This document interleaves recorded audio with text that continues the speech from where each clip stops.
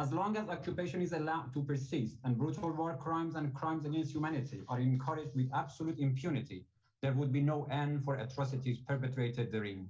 Accountability and justice for the crimes committed against Palestinians must become an urgent demand of the international community.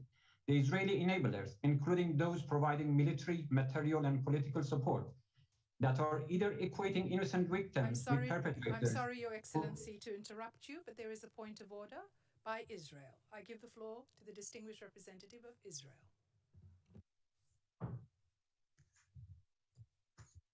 Madam President, my delegation is forced to make a point of order as a consequence of the abusive language used by the delegate of Iran.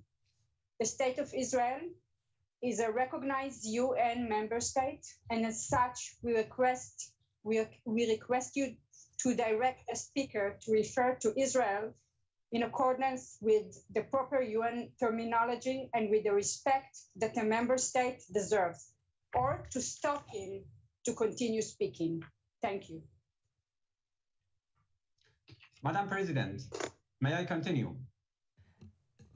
I must remind all speakers to please respect UN terminology when referring to member states of the United Nations and to show respect for the Human Rights Council in the words that they use. Having said that, I give the floor back to His Excellency, the Ambassador of Iran. The floor is yours. The Israeli enablers, including those providing military, material, and political support, that are either equating innocent victims with perpetrators or rationalizing and legitimizing their brutalities as self-defense, should be held to account for emboldening the culprits and for obstructing justice.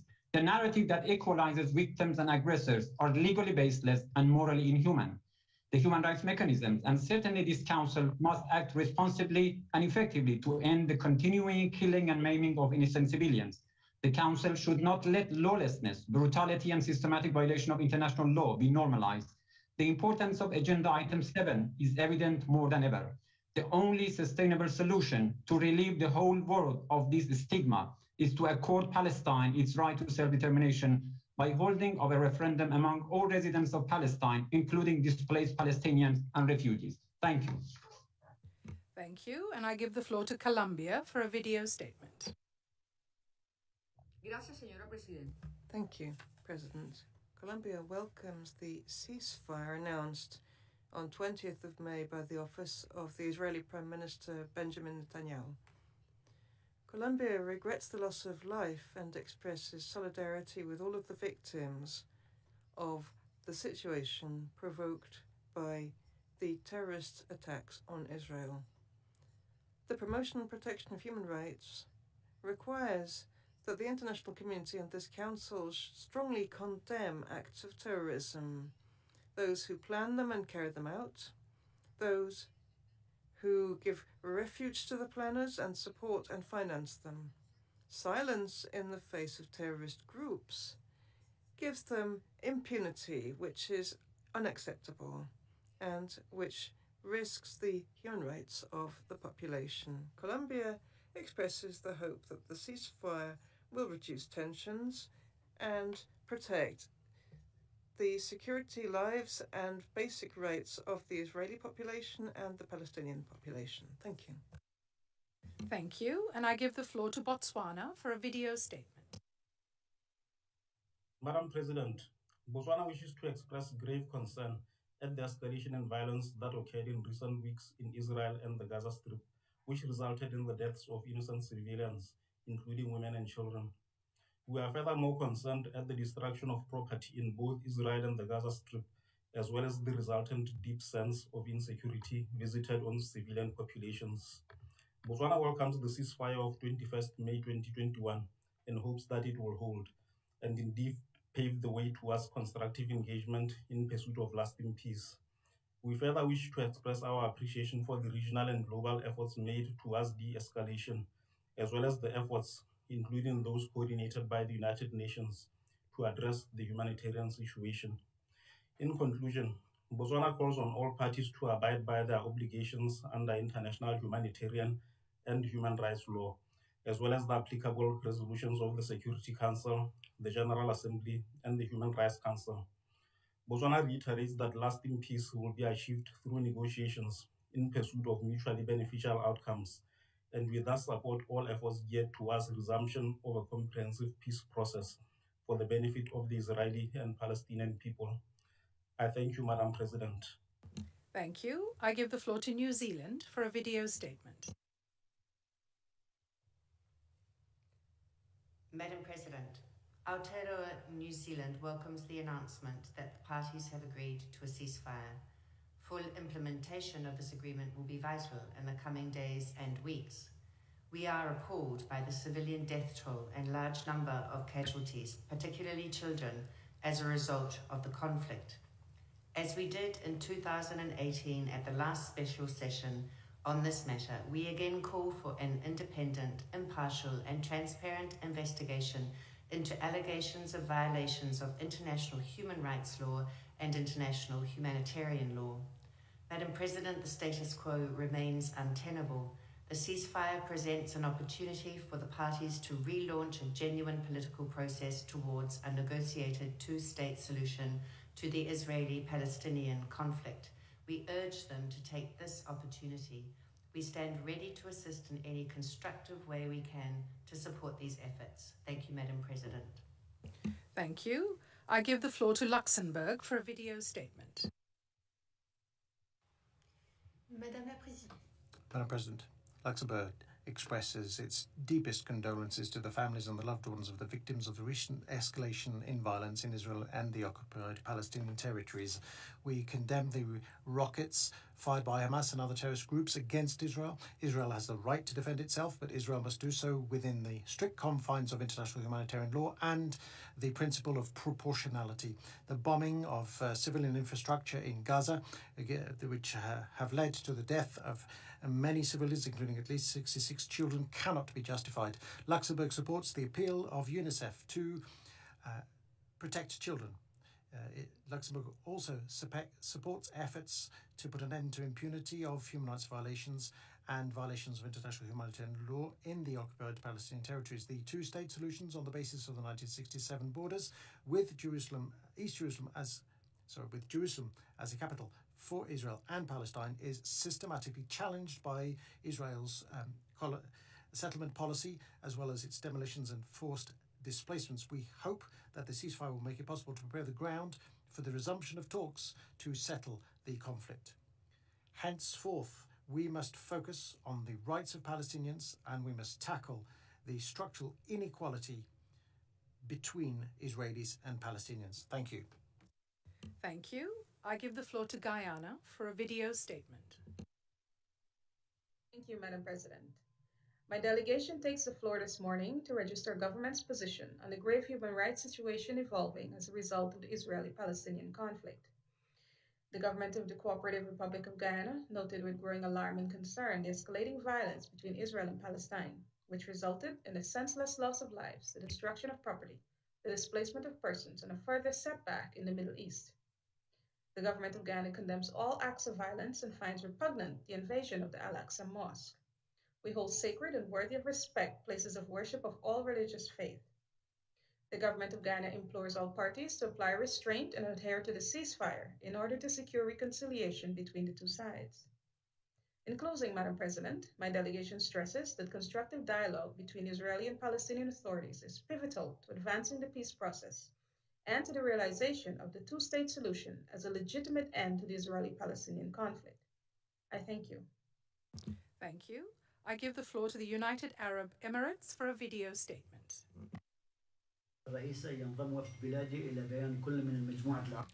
Thank you, Madam President. We add our voice to the voice of the Arab group and the Islamic group. We firmly commend the incursion into the Al-Aqsa Mosque and the imminent eviction of Palestinian families from the Sheikh Jarrah neighborhood. We appeal to the Israeli authorities to de-escalate and to reestablish the legal status of occupied East Jerusalem. We also appeal to the 22nd of May Security Council resolution supporting the ceasefire. We have responded positively to the appeal by the SG to with regards to the need to cooperate with the United Nations through a whole raft of measures to guarantee the reconstruction and recovery of the Palestinian people. To conclude, my delegation appeals to everyone to continue diplomatic efforts to encourage both parties to begin negotiations, thanks to which trust will be rebuilt, thus guaranteeing peace and security to the Palestinian people and Israeli people. We appeal to the international community to go for the two-state solution and to create an independent Palestinian state on the basis of the 1967 borders with East Jerusalem as the capital. Thank you very much. Thank you. I give the floor to Hungary for a video statement. Thank you, Chair. While Hungary welcomes the announcement of a ceasefire in Israel and Gaza, we condemn in the strongest terms the latest missile attacks against Israeli cities carried out by Hamas and militant groups in the Gaza Strip. We demonstrate our full solidarity with Israel, recognize its right to self-defense, and support Israel's fight for security. Hamas must end all attacks on Israel, and humanitarian assistance should be delivered immediately to the victims. We call on all Palestinian parties to use this momentum of ceasefire for settling the intra-Palestinian conflicts, hold the elections, recognize Israel's right to exist, and start negotiations with the Jewish state that would finally end this vicious circle of violence, which only hurts both the Jewish and the Palestinian people. We believe that currently Hamas's rule over the Palestinian territories is the biggest threat to the human rights of the Palestinian people, and through militarizing the Palestinian people, Hamas has hijacked the Middle East peace process. It is important to recognize that one-sided statements only provoke terrorist groups to carry out terrifying acts, such as those committed by Hamas in the past days, thus leading to further escalation of violence. Therefore, Hungary will not support any investigation or mechanism that victimizes and exonerates Hamas and other violent organizations. Thank you for your attention. Thank you. I give the floor to Sri Lanka for a video statement. Sri Lanka aligns itself with the statement delivered by the non-aligned movement. We welcome the convening of the special session of the Human Rights Council. The Prime Minister of Sri Lanka, who was the founder president of the Sri Lanka Committee for Solidarity with Palestine, and our Foreign Minister, expressed Sri Lanka's profound concern over the recent events. Sri Lanka deeply regrets that the latest outbreak of violent hostilities caused wanton loss of many civilian lives, including of children, injured and displaced thousands, and destroyed vital civilian infrastructure. In the aftermath of the latest devastating events, we also highlight the paramount importance of addressing the aggravated humanitarian situation in the Palestinian territories, including the provision of urgent health care, including vaccines and therapeutics, and social and economic assistance to the populations affected by hostilities. While recognizing the legitimate and sensitive security concerns of both the Palestinian and Israeli peoples, we observe that indiscriminate actions will only make the realization of an enduring peace a distant reality. We support diplomatic efforts to find a lasting solution to the conflict and request both parties to engage in a dialogue to achieve durable peace. We recognize the legitimate and inalienable right of the Palestinian people to statehood and to the natural resources in their territory. Two states living side by side in harmony with one another within secure borders is key to achieving long-term security, peace and prosperity. Thank you. Thank you. I give the floor to Paraguay on Zoom.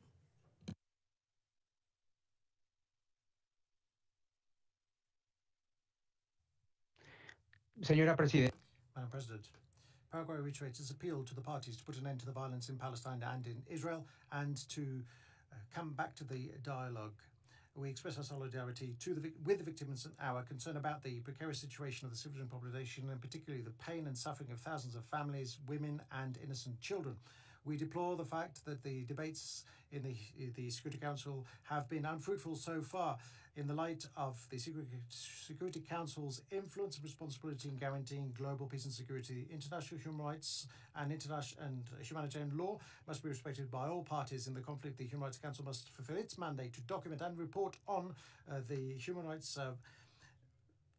the violence and abuses of international human rights law committed by all sides. We echo the words of the SG, who said this insane cycle of bloodshed, terror and disruption must end now. The rockets and mortar bombs on the one hand and aerial bombing and artillery fire on the other must end. We reiterate the need to achieve today more than ever a fair, just solution to the Israeli-Palestinian conflict pursuant to the UN Charter, as well as the relevant Security Council resolutions and other relevant decisions to achieve peaceful coexistence within internationally recognized and safe borders.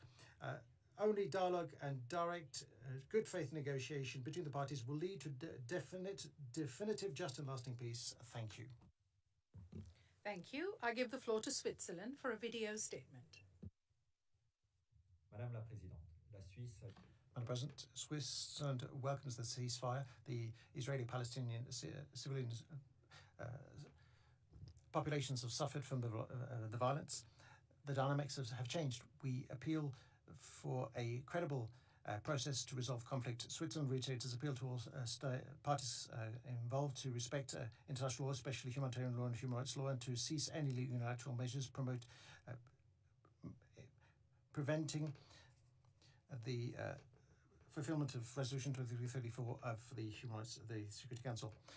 Unfettered access must be provided and the end of a blockade. Switzerland is concerned about the pursuit of what Israel is doing in the West Bank, including in the East Jerusalem, as well as the wave of arrests. We appeal to the leaders to refrain from any provocation and to take a stand against all forms of violence. Peaceful existence between Israelis and Palestinians is only possible if the rights of each and everyone is based on the principle of equality. The preservation of the historic status quo on the holy sites and the peaceful coexistence of all the inhabitants of East Jerusalem should be guaranteed. Finally, Switzerland considers the fight against impunity is crucial to guarantee the stability and peace.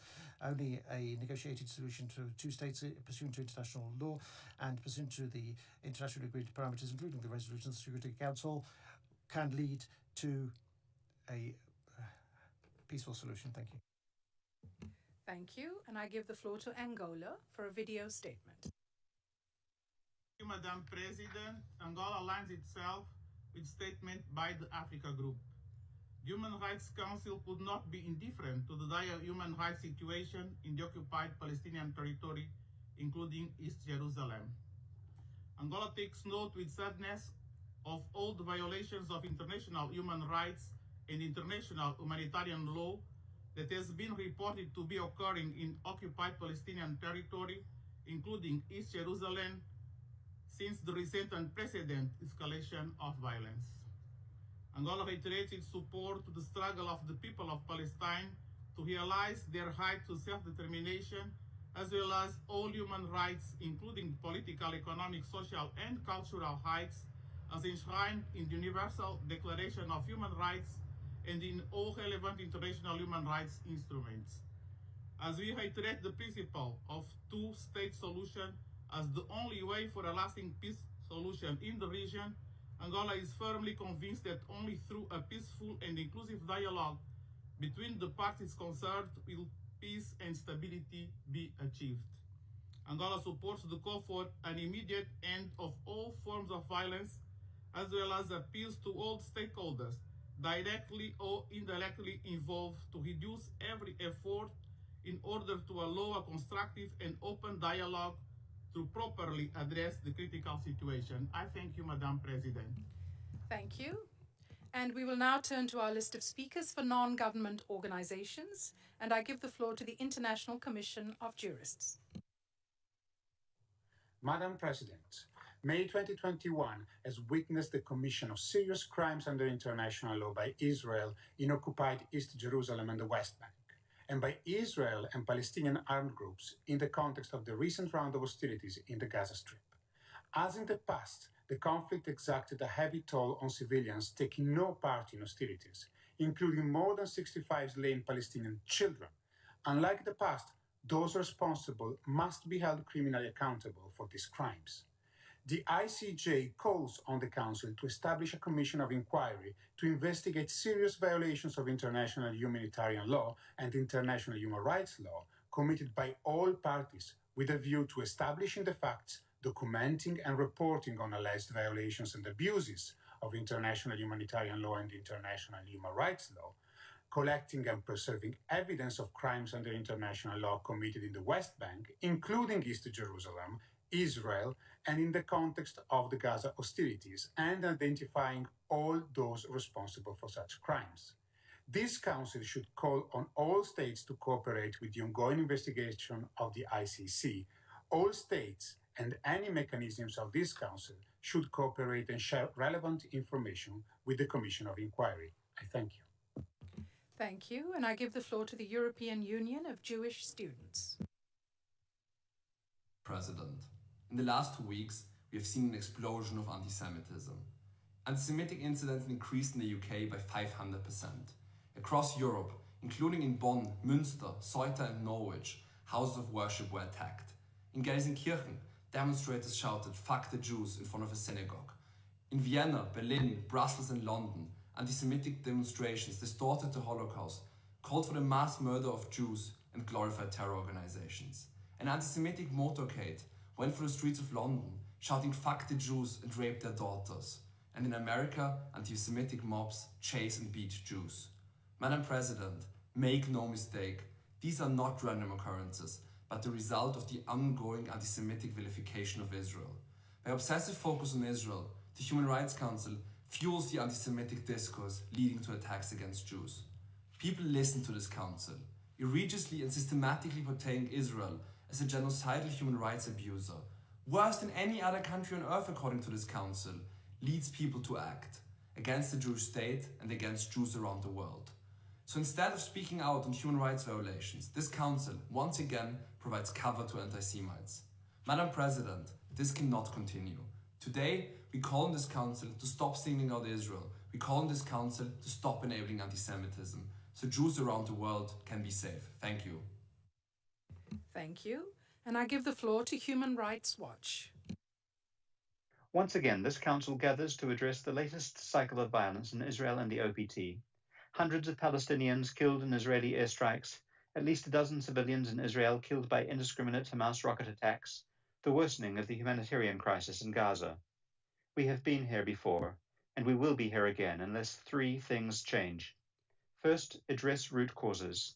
The UN Secretary-General reminded us these horrific events did not arise in isolation, and UN special procedures have urged states to address the underlying denial of collective and individual rights to the Palestinian people. Second, call it what it is.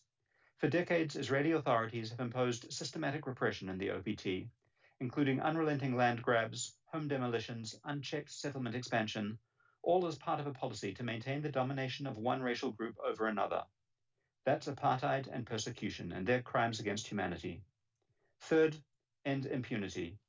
Prime Minister Netanyahu recently told Israeli border police, "Do not be afraid of commissions of inquiry, investigations. You have our full backing."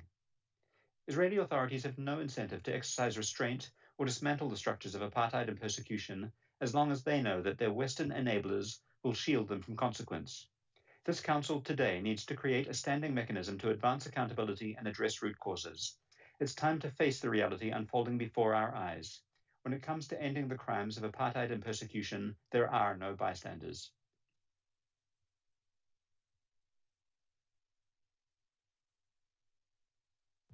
I give the floor to Al-Haq, Law in the Service of Man. Madam President, yet again we address this council at a special session on grave violations committed against the Palestinian people. The announced ceasefire does not end Israel's institutionalized regime of racial oppression, domination, and dispossession embedded in Israel's settler colonial and apartheid